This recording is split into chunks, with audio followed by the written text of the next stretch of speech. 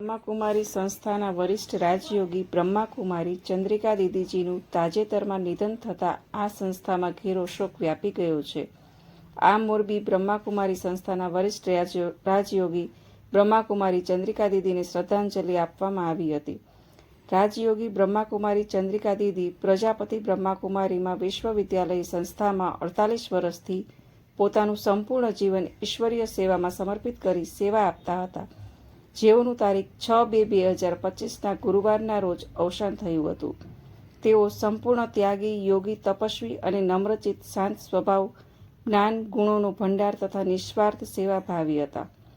મોરબીના અનેક નામી અનામી બિઝનેસમેનોને પણ આધ્યાત્મિક જ્ઞાન આપીને ઈશ્વરીય સેવા કરતા હતા. તેમનું આજ રોજ તારીખ 8/2/2025ના શનિવારના રોજ બેસણું રાખવામાં આવેલું હતું.